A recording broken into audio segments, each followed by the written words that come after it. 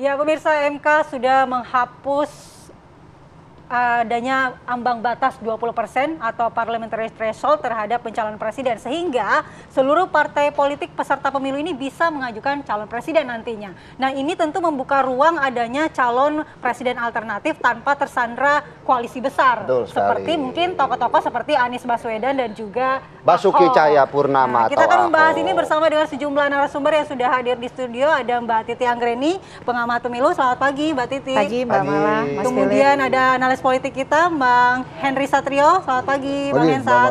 Pagi, kemudian via daring sudah bergabung juga politisi PDIP, Bang Ciko Hakim. Selamat pagi, Bang Ciko. Pagi semua. Ya, dan ada juga Bang Ahmad Doli Kurnia dari Partai Golkar. Selamat pagi, Pak. Selamat pagi, Bang Doli. Pagi. Assalamualaikum warahmatullahi wabarakatuh. Pagi. Waalaikumsalam warahmatullahi wabarakatuh. Oke, sekarang kita akan menanggapi dulu nih terkait dengan putusan MK kemarin ke Mbak Titi. Mbak Titi, bagaimana Anda melihat putusan MK ini terhadap mungkin kondisi demokrasi kita nantinya? Sebagai orang yang sudah 3 kali melakukan uji materi terhadap pasal 222 tentang ambang batas pencalonan presiden, tentu saja ini sebuah putusan yang patut kita syukuri ya.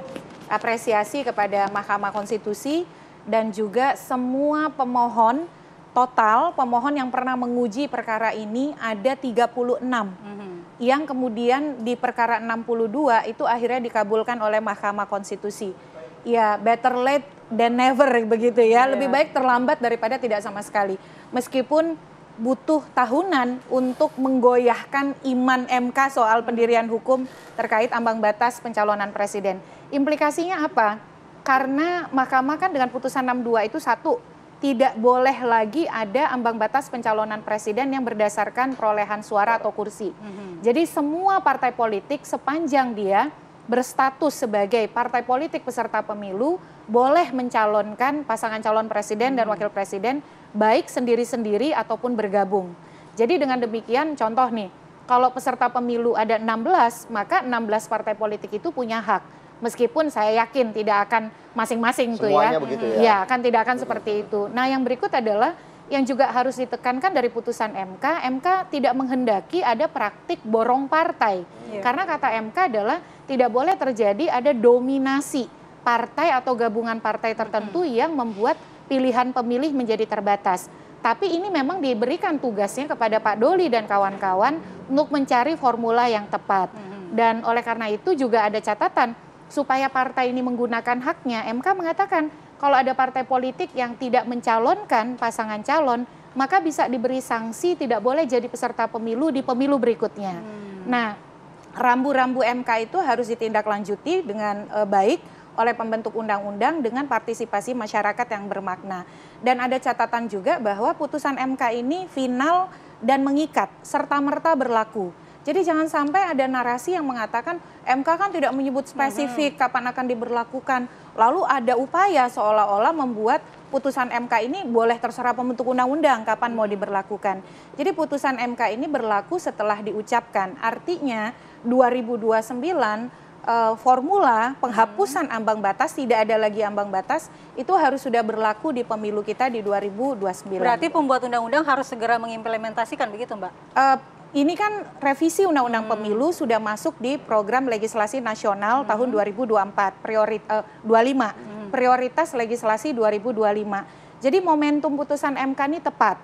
Setelah evaluasi di 2024, pembentuk undang-undang juga akan merevisi Undang-Undang Pemilu, maka banyak sekali, sebenarnya bukan hanya putusan soal ambang batas pencalonan presiden yang harus ditindaklanjuti oleh pembentuk undang-undang. Ya? Banyak, misalnya satu, rekonstruksi ambang batas parlemen.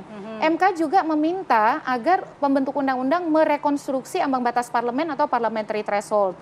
Lalu juga terkait dengan sejumlah aturan main lain ya, usia. Usia kan MK minta agar diatur ulang tuh. Pasca putusan 90 ada putusan 141 yang kata MK usia itu adalah open legal policy. Jadi mudah-mudahan sebenarnya Bang Doli ini sudah diberi banyak nih judicial orders ya atau rambu-rambu oleh MK, tinggal ditindaklanjuti. Nah, kalau kita langsung ke Bang Ensa yang dari tadi udah senyum-senyum, dengan semakin terbukanya sistem demokrasi kita, siapa yang paling diuntungkan? Ya, yang paling diuntungkan rakyat Indonesia sebetulnya, karena akan banyak kita figur-figur pemimpin yang bisa nanti maju sebagai calon presiden dan calon wakil presiden. Tapi terkait dengan keputusan MK kemarin, sebetulnya perasaan saya tuh ada 3 tuh ya. Yang pertama sih saya lega gitu, karena akhirnya 0% tanpa ambang batas, siapapun selama dia dicalonkan oleh partai politik, dia bisa menjadi calon presiden. Sehingga mungkin kita akan punya lebih dari 2 calon presiden gitu ya. Walaupun saya sih memprediksi nggak mungkin akan banyak-banyak juga, karena kan mahal ya maju ke capres itu, dan nggak semuanya tajirudin melintir gitu kan. Jadi harus ada pemilihan lah siapa-siapa yang maju. Nah kemudian yang kedua, saya ada rasa curious juga gitu. Kenapa yang kali ini diloloskan gitu, dikabulkan? Sementara Setelah 27 kali penolakan ya? sebelum-sebelumnya kan ditolak terus. Iya. 30 kali penolakan. 30 kali. Hakimnya sama gitu ya. Saya sih kalau mau positive thinking, mungkin MK ini sedang ingin memperbaiki diri lah. Introspeksi di tahun baru. Ya, setelah kemarin mungkin merasa, wah gue ada yang salah nih keputusannya nih, gitu ya. Nah dia mau memperbaiki diri, tapi tetap aja itu pertanyaan boleh kan ya, kalau kita tanya kenapa yang sekarang diokekan gitu ya. Baik. Apakah terkait dengan yang nomor 3? Jangan-jangan memang pengaruhnya nggak terlalu banyak di 2029. Baik. Karena kan kalau secara politik, ngelawan incumbent itu kan berat ya. Nah ini masih ada Pak Prabowo 2029, saya sih percaya Pak Prabowo pasti akan maju lagi. Iya. Mungkin berpasangannya juga dengan Mas Gibran. Nah, karena nggak terlalu banyak pengaruhnya, udah deh biarin aja. Ya, Biarin tahan aja dulu Bang begitu Henry. ya. Kita akan bahas Biarin lebih panjang dulu, mengenai gitu. ini. Karena kita mau Iya, konfirmasi karena dulu saya nih mau ke panjang nih pelaku-pelakunya. untuk dikeluarin. Tahan dulu masih panjang nih Tanya dulu kayaknya. ke Bang Doli dan Bang Ciko. Bang Doli, menanggapi putusan MK ini tadi kata Mbak Titi sudah diberikan rambu-rambu nih untuk MK. Bagaimana Partai Golkar sendiri menanggapinya? Ya, tentu kan sebagai warga Indonesia, negara hukum, ya kita harus menghormati, karena dalam sistem hukum kita, putusan Mahkamah Konstitusi itu kan final and binding gitu ya. Jadi kita mau nggak setuju, nggak suka gitu, ya sudah diputuskan bahwa presidential threshold ini 0% gitu. Nah, tinggal saya memananya begini, putusan Mahkamah Konstitusi kali ini hampir sama dengan, bukan hampir sama dengan beberapa keputusan Mahkamah Konstitusi yang lain terkait dengan sistem pemilu atau secara umum sistem politik kita gitu. Nah oleh karena itu ini menambah reasoning ya, alasan kuat buat pembentuk atau pembuat undang-undang, DPR dan pemerintah termasuk partai-partai politik di dalamnya untuk segera mengambil tindak lanjut ya, follow up, merevisi undang-undang ini, undang-undang pemilu termasuk undang-undang pilkada. Ya saya juga mendorong undang-undang partai politik karena nanti pasti akan saling terkait ini sebetulnya ya. Kalau kita mau menciptakan sistem pemilu yang ideal menjadi bagian sistem politik demokrasi kita yang ideal. Nah apalagi kan wacana ya tentang soal perbaikan sistem ini beberapa minggu terakhir ini setelah Pak Presiden menyatakan soal opsi ya, salah satu opsi pilkada itu kembali ke DPRD menjadi tindak lanjut dari beberapa pernyataan yang mendorong kita untuk perbaikan sistem ini mengemuka terus di masyarakat. Jadi ini kayak semacam serial ya, putusan Mahkamah Konstitusi ini lanjutan serial pembahasan tentang perbaikan sistem. Nah apalagi tadi Titik mengatakan kami di DPR juga sudah memasukkan ya di dalam program prioritas tahun 2005 revisi undang-undang pemilu, undang pilkada dan partai politik.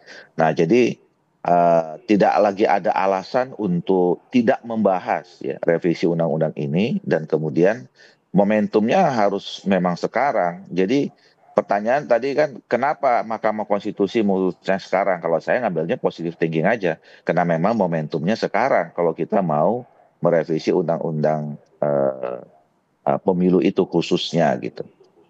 Jadi sekarang tinggal dari pemerintah dan kemudian partai-partai politik meminta kepada fraksinya untuk segera menindaklanjuti ini gitu. Baik, kalau dari Bang Ciko sendiri melihat dari partai PDIP sendiri melihat bagaimana putusan MK yang membatalkan presidensial threshold seperti apa Bang? Sebenarnya kira-kira nggak jauh beda ya. yang pasti dan yang utama kan putusan MK ini kan sifatnya final dan binding ya. Secara konstitusional nggak ada cara lain untuk menganulir putusan MK juga. Jadi suka atau tidak, kita sebagai warga negara, apalagi insan politik, partai politik tentunya harus patuh terhadap hal ini. Itu yang pertama. Nah, tapi kita juga harus ingat adanya ketentuan parliamentary threshold ini kan hasil dari kesepakatan fraksi-fraksi dan partai politik sebelum ini. Jadi semuanya juga dengan pertimbangan-pertimbangan yang matang.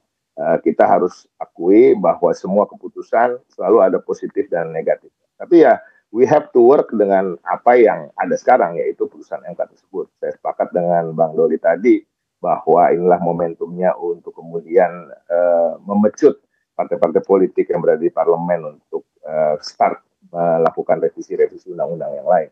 Nah, tapi semua juga harus kita lihat secara utuh, artinya apa, positif dan negatifnya tersebut. Nah, bagaimana caranya juga ke depan, artinya ada semacam akan lebih ketat lagi untuk kemudian menseleksi organisasi-organisasi yang bisa kita sebut sebagai partai politik, karena sudah tidak main-main lagi.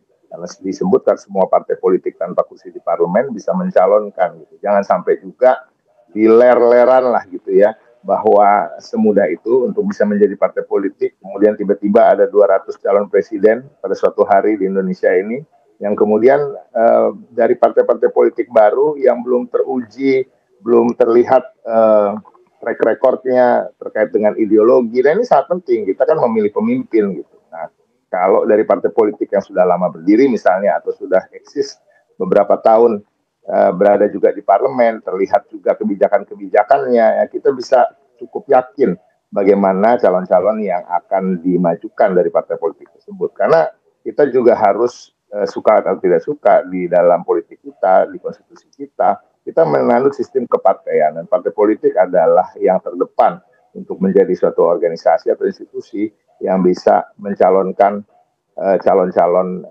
kepala daerah, kepala pemerintahan, dan lain-lain. Jadi partai politik sendiri juga harus kemudian mawas diri, menjadi lebih kuat dalam sistem perkaderannya, dan itu tadi bagaimana nanti juga harus dipikirkan ke depannya supaya tidak ada tadi tiba-tiba ada 200 partai politik dan kemudian ada ratusan calon presiden. Nah, bagi PDI Perjuangan sendiri, sikap resmi kami tentu akan ditentukan nanti setelah Kongres di bulan Februari.